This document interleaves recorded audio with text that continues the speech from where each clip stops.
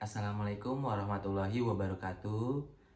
Perkenalkan, nama saya Faris Hisyam dengan NIM 2310105000144. Di sini saya akan menjelaskan tentang segmentasi dan targeting pasar online.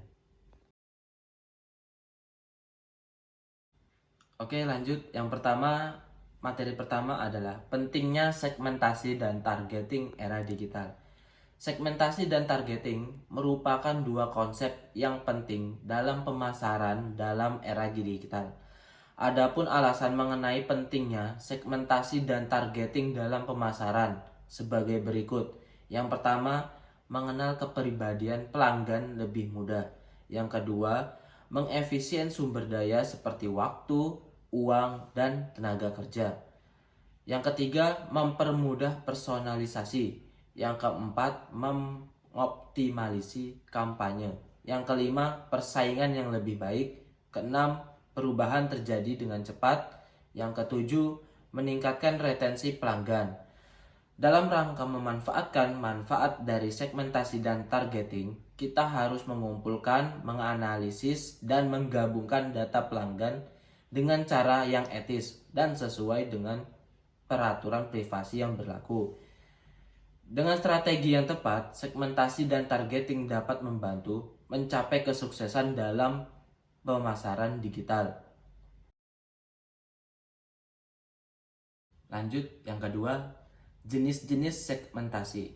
Segmentasi digital adalah proses membagi pasar atau audiens yang lebih besar menjadi kelompok-kelompok yang lebih kecil, atau segmentasi berdasarkan karakteristik, perilaku, atau preferensi tertentu. Adapun jenis-jenis segmentasi digital sebagai berikut. Yang pertama, demografi. Apa itu demografi? Demografi merupakan segmentasi berdasarkan faktor-faktor seperti usia, jenis kelamin, pendapatan, pendidikan, dan lokasi geografis. Yang kedua, geografis. Geografis merupakan segmentasi berdasarkan lokasi geografis seperti negara, kota, dan daerah tertentu. Yang ketiga, psikografis merupakan segmentasi berdasarkan karakteristik psikologis dan perilaku seperti nilai, sikap, minat, gaya hidup, dan kepribadian. Yang keempat, penggunaan perangkat merupakan segmentasi berdasarkan perangkat yang ponsel atau tablet. Yang kelima, perilaku online merupakan segmentasi berdasarkan perilaku online pengguna seperti aktivitas pencarian, pembelian online, sebelumnya interaksi dengan situs web, dan preferensi konten online. Yang keenam, siklus hidup pelanggan merupakan segmentasi berdasarkan tahapan siklus hidup pelanggan seperti pelanggan baru, pelanggan setia, atau pelanggan yang pernah berhenti. Yang ketujuh, pengalaman pengguna merupakan segmentasi berdasarkan tingkat pengalaman pengguna dengan produk atau layanan tertentu. Yang kedelapan, kategori produk merupakan segmentasi berdasarkan produk atau layanan tertentu yang diminati oleh pengguna. Yang kesembilan, perilaku pembelian merupakan segmentasi berdasarkan pola pembeli penggunaan seperti frekuensi pembelian, jumlah pembelian, atau nilai transaksi. Yang kesepuluh, sosial media dan interaksi online merupakan segmentasi berdasarkan aktivitas dan interaksi pengguna di platform media sosial. Dan pemahaman yang baik tentang jenis-jenis segmentasi digital ini dapat membantu perusahaan atau pemasar dalam mengidentifikasi audiens, target yang tepat, dan mengembangkan strategi pemasaran yang lebih efektif. Lanjut, yang ketiga, merancang segmentasi pada pasar online. Merancang segmentasi pasar online adalah langkah penting dalam strategi pemasaran online dengan memahami dan membagi audiens online menjadi segmen yang berbeda, dapat lebih efektif kepada orang-orang yang paling mungkin tertarik.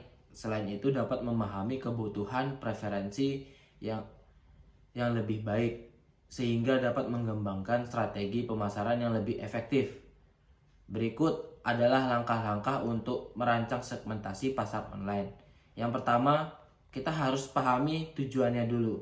Dan yang kedua, kita harus mengumpulkan data-datanya. Yang ketiga, identifikasi segmen potensialnya. Kita harus mengidentifikasi potensial berbagai pasarnya. Yang keempat, buat persona pelanggan. Yang kelima, pilih platform sosial media yang tepat. Yang keenam, buat pesan yang sesuai. Yang ketujuh, uji dan analisis. Yang kedelapan, fleksibilitas. Yang kesembilan, personalisasi. Yang kesepuluh, keamanan data.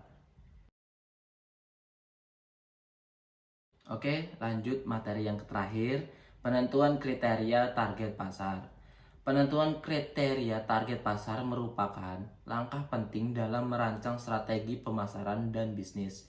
Hal ini membantu fokus pada segmen pelanggan yang paling mungkin tertarik dengan produk atau layanan yang ditawarkan. Berikut adalah beberapa langkah untuk menentukan kriteria agar target pasar terpenuhi. Yang pertama, analisis demografi seperti usia, jenis kelamin, lokasi geografis, tingkat pendidikan. Yang kedua, analisis psikografis seperti gaya hidup, minat, hobi, nilai, dan kekayaan. Yang ketiga, analisis perilaku seperti penggunaan produk, kebiasaan pembelian, dan kesetiaan merek. Yang keempat, analisis keuangan seperti pendapatan dan kemampuan membayar. Yang kelima, analisis persaingan dengan meninjau target pasar pesaing.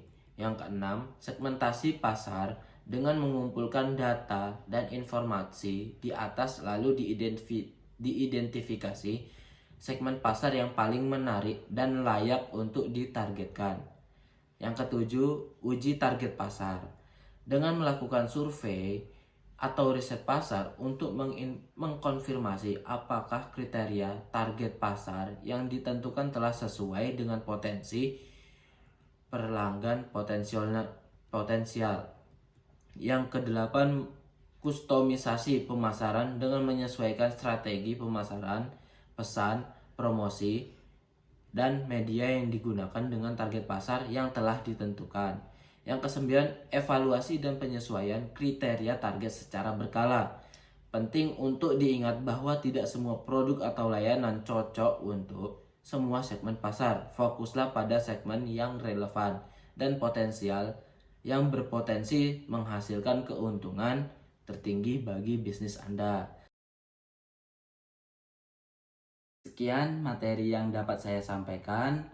Apabila ada kesalahan kata, harap dimaklumi. Terima kasih. Wassalamualaikum warahmatullahi wabarakatuh.